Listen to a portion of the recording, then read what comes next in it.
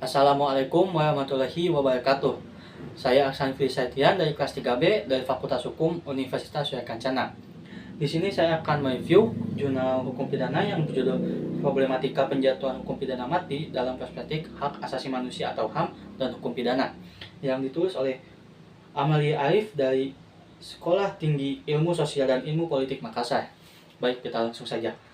Penjatuhan pidana pelaku tindak pidana merupakan kewenangan hakim dengan mempertimbangkan secara yuridis dan sosiologis akan pidana yang dijatuhkan dapat bermanfaat baik bagi terpidana maupun masyarakat.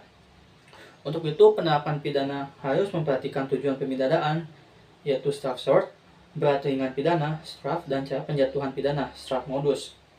Konstitusi Republik Indonesia Undang-Undang Dasar 1945 menjamin hak asasi manusia sebagaimana diatur dalam pasal 28A hingga 28J. Dijelaskan bahwa HAM sangat dijunjung tinggi bagi setiap orang baik, adapun pengaturan lebih lanjut HAM akan diatur dalam perundang-undangan yang ada. Sementara dalam KUHP Indonesia, setelah pidana diatur dalam pasal 10 KUHP yang menyebutkan ada dua jenis pidana, yaitu pidana pokok, kedua pidana tambahan, dan tambahan lagi pidana tutupan.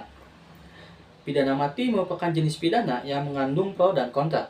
PBB mendorong untuk ditiadakannya penerapan jenis pidana ini berdasarkan Deklarasi Hak-Hak Asasi Manusia yang diadopsi pada tanggal 10 Desember 1948 dengan menjamin hak hidup dan perlindungan terhadap penyiksaan. Demikian pula dijaminnya hak untuk hidup dalam pasal 6 International Covenant on Civil and Political Rights yang diadopsi tahun 1966 dan diratifikasi dengan Undang-Undang Nomor 12 Tahun 2005 tentang pengesahan ICCPR. Sistem hukum pidana Indonesia berusaha melepaskan pidana mati di luar pidana pokok, tetapi menjadi pidana yang bersifat khusus. Masih banyak di antara para ahli hukum yang mempersoalkan hal ini. Bagi kalangan yang menolak, hukuman mati dianggap bertentangan dengan HAM. Upaya yang mereka bisa lakukan antara lain perubahan status pidana mati yang tercantum dalam draft konsep KUHP baru yang akan diajukan untuk ditetapkan DPR, yaitu pasal 66 RA KUHP.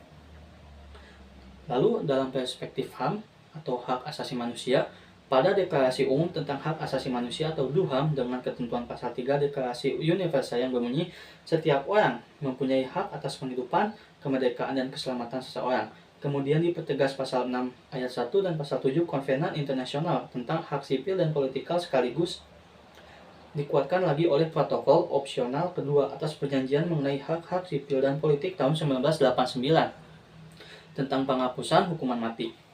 Lalu adapun dalam perspektif hukum pidana Indonesia, pidana mati didefinisikan sebagai suatu nestapa atau penyiksaan yang memberikan dan melanggar norma-norma yang bertentangan dengan kehidupan manusia.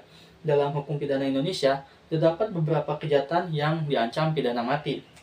Yang ada tindak pidana makar, ada tindak pidana pembunuhan berencana, tindak pidana korupsi, tindak pidana genosida, tindak pidana narkotika, dan tindak pidana melakukan mobilisasi anak dalam perdagangan gelap narkotika.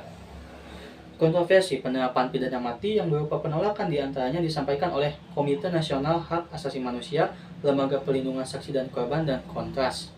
Sebabnya adalah alasan kemanusiaan, yakni hak hidup adalah hak yang tidak dapat dibuang atau dikurangi dalam keadaan apapun. Kalangan yang menganggap pidana mati sama dengan negara memperpanjang rantai kekerasan dan bersifat pembalasan, sehingga penerapannya bersifat suatu kemunduran.